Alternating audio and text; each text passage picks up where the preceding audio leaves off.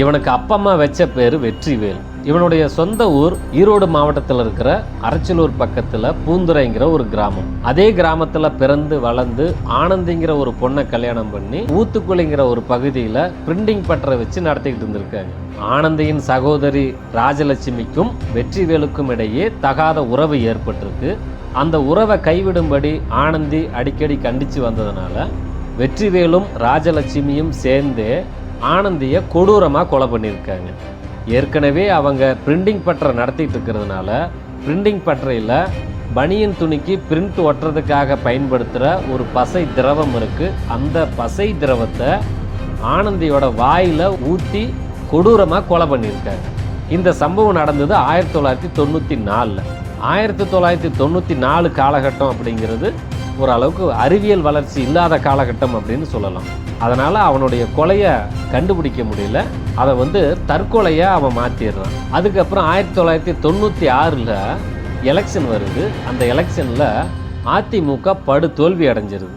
அந்த அதிமுகவோட தோல்விக்கு அப்புறமா அதிமுகவில் இருக்கிற நிறைய அமைச்சர்கள், நிறைய எம்எல்ஏக்கள் எல்லாம் நம்ம தோல்விக்கு என்ன காரணம், அதை கண்டுபிடிக்கணும் அப்படின்னு எல்லாரும் காரணத்தை தேடியும் பரிகாரத்தை தேடியும் போயிட்டு இருக்கும்போது இவன் அந்த 1996 காலகட்டத்தில், அதாவது 94 பொண்டாட்டியை கொண்டுட்டான். அதுக்கப்புறம் பட்டறையெல்லாம் இழுத்து மூடிட்டு ஒரு கிளிஜோசிக்காரன் ரேஞ்சில் உட்காந்து ஜோதிடம் பார்க்க ஆரம்பிக்கிறான். இப்போது ரொம்ப வருத்தத்துலேயும் கவலையிலையும் இருக்கிற அந்த அதிமுக காரங்க அவங்ககிட்ட போய் ஜோதிடம் பார்த்துருக்காங்க. நீங்கள் கவலையே பட வேண்டாம், உங்கள் எதிர்காலம் பிரகாசமாக இருக்குது, உங்கள் கட்சியோட எதிர்காலமும் பிரகாசமாக இருக்குது அப்படின்னு ரொம்ப ஆசையை தோன்ற மாதிரி பேசி சந்தோஷப்படுத்தியிருக்கான். மற்ற அதிமுக பிரமுகரையும் அறிமுகப்படுத்தி வைக்கும்போது அதை தனக்கு சாதகமாக பயன்படுத்தி ஒவ்வொருத்தரையும் அவனுடைய கைக்குள்ளே வச்சுக்கிட்டு அப்படியே கொஞ்சம் கொஞ்சமாக நகர்ந்து போயஸ் கார்டன் வரைக்கும் போயிட்டான். அதுக்கப்புறம் பார்த்தீங்கன்னா 2001 அவன் சொன்ன மாதிரியே அதிமுக வின் பண்ணிடுது. இவன் சொல்லி தான் அதிமுக ஆட்சிக்கு வந்துச்சு அப்படின்னு நம்பின நிறைய ஜோதிட பைத்தியங்கள் என்ன பண்ணுது, முதலமைச்சர் ஜெயலலிதா அவர்கள் பக்கத்திலேயே கொண்டு போய் உட்கார வச்சிடறாங்க. அவங்களும் ஒரு ஜோதிட பைத்தியம் தான், அடிக்கடி ஜோதிடம் பார்ப்பாங்க. அதனால் இவன் சொல்லித்தான் இந்த தடவை நம்ம ஆட்சிக்கு வந்திருக்கோம், இவன் சொன்னதெல்லாம் நடக்குது அப்படின்னு நம்பி அவனை பக்கத்திலேயே வச்சுக்கிட்டாங்க. அதுக்கப்புறம் அம்மையார் ஜெயலலிதா அவர்கள் இறப்புக்கு பிறகு இந்த அதிமுக யார் கைக்கு போகும் அப்படின்னு அவங்ககிட்ட கேட்டிருக்காங்க. அப்போது சசிகலா பேரை சொல்லாமல் இவன் யார் பேரையோ சொல்லியிருக்கான். உடனே வந்துச்சு கோபம், எட்டி உதச்சி வெளியே தள்ளிட்டாங்க. போடா வெளியே நாயே அப்படின்னு சொல்லி வெளியே தள்ளினதும் அது வரைக்கும் அவனுக்கு வெற்றிவேல்னு தான் பேர். அதிமுகவில் இடம் இல்லாமல் அங்கேருந்து எட்டி உதச்சி வெளியே தள்ளினதும் நேராக டெல்லிக்கு போகிறான். இந்த அதிமுகவில் இருக்கிற முக்கியமான விஐபிகள் பேரை சொல்லி டெல்லியில் இருக்கிற அத்வானி, முரளி மனோகர் ஜோஷி இவங்க எல்லாருக்குமே இவன் ஒரு முக்கியமான ஜோசிக்காரனாகவே அங்கே உட்கார்ந்துருக்கான். அதே மாதிரி சரத்பவாருக்கும் இவன் தான் ஜோசியம் பார்த்துருக்கான். இவன் தான் ஆஸ்தான ஜோதிடர். அவங்கெல்லாம் ஆஸ்தான ஜோதிடராக தான் வச்சுருந்தாங்க. ஆனால் ஒரு ஆஸ்தான ஜோதிடருக்கு அரசு பதவி போட்டு கொடுத்தது நம்ம விஜய் அவர்கள் தான். ஒரு ஜோசிக்காரன்னா ஜோசியம் பாரு, பார்க்காம போ, நீ சைடில் வச்சுக்கோ. அம்மையார் ஜெயலலிதா அவர்கள் கூட இவனை அரசு பதவி கொடுத்து கௌரவிக்கல. ஆனால் நம்ம விஜய் அவர்கள் அதை செஞ்சுருக்காரு. எனக்கு நம்பிக்கை இருக்குது, அதனால் நான் ஓரமாக வச்சுக்கிறேன் அப்படின்னு சைடில் தான் அவனை வச்சுருந்தாங்க. ஆனால் நம்ம விஜய் அவர்கள் தான் இவனை தூக்கிட்டு வந்து முன்னாடி நிப்பாட்டி இந்த மாதிரி கிளி சோசியம் பார்க்குறவனுக்கு நான் உயர் பதவி கொடுப்பேன் அப்படின்னு கொண்டு முன்னாடி வைக்கிறார். ஆனால் இவன் பாருங்கள், டெல்லியில் இருந்தப்பவும் இவன் சொன்னதெல்லாம் எதுவுமே நடக்கலை அப்படின்னு அங்கேருந்தும் விரட்டி விட்டுட்டாங்க. டெல்லியிலிருந்தும் விரட்டி விட்டுட்டாங்க. நிறைய பொய் சொல்லியிருக்கான்.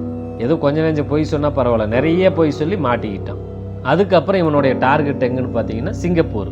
சிங்கப்பூருக்கு போய் இப்போது டெல்லியில் இருக்கிறப்ப இவன் பேர் என்ன தெரியுமா? இவன் திருப்பூரில் இருந்த வரைக்கும் இவனுடைய பெயர் வெற்றிவேல் தான். அதே மாதிரி அம்மையார் ஜெயலலிதா அவர்கள் கூட இருக்கும்போதும் இவனுக்கு பேர் வெற்றிவேல் தான். அதுக்கப்புறமா டெல்லிக்கு போனான் பாருங்க.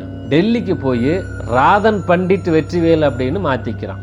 அங்கே ராதன் பண்டிட்டாக இருந்த இந்த வெற்றிவேலு சிங்கப்பூர் போனதுக்கப்புறம் அந்த ஊருக்கு தகுந்த மாதிரி ஒரு பேர் வைக்கணுமே.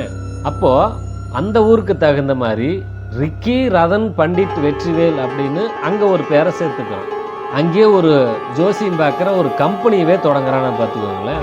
ஒரு ஜோதிட கம்பெனியை அங்கேயே ஆரம்பிக்கிறாங்க. அங்கே இருக்கிற நிறைய விஐபிகள், பெரிய பெரிய தொழிலதிபர்கள், இவங்க கூடயெல்லாம் நல்ல பழக்கத்தை ஏற்படுத்தி சிங்கப்பூரில் இருந்துக்கிட்டே தமிழ்நாட்டில் இருக்கிற விஐபிகளுக்கெல்லாம் ஜோசியம் பார்த்துட்டு இருந்திருக்கான். அப்போது இங்கேருந்தும் நிறைய பணம் கொட்டுன்னு கொட்டியிருக்கு அவனுக்கு. ஆனால் அவனுக்கு தமிழ்நாட்டு மேலே ஒரு கண் இருந்துகிட்டே இருந்துச்சு. தீவிர கடவுள் நம்பிக்கை இருக்கிற துர்கா ஸ்டாலின் மூலமாக மறுபடியும் தமிழ்நாட்டுக்குள்ளே நுழைய திட்டமிட்டிருக்கான். ஆனால் அவங்க கண்டுக்கவே இல்லை.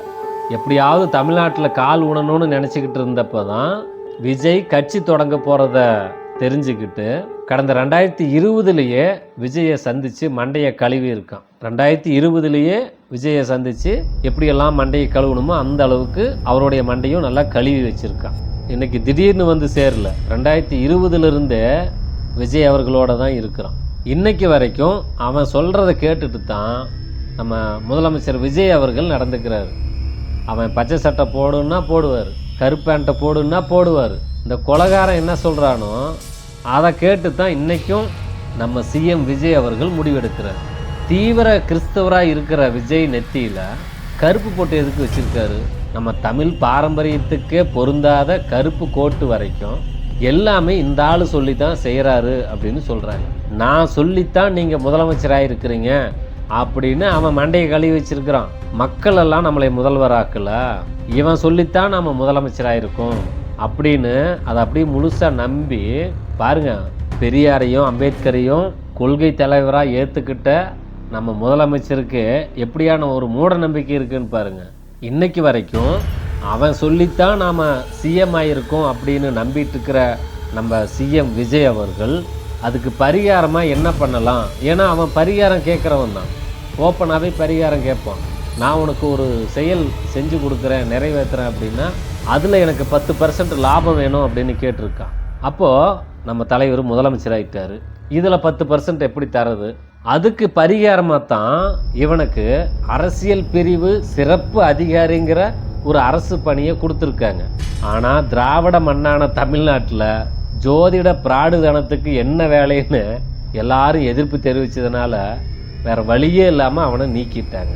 அந்த கொலகார பாவி கிளிசோசிக்காரங்கிட்ட ஒரே ஒரு விஷயத்தை கேட்கணும்.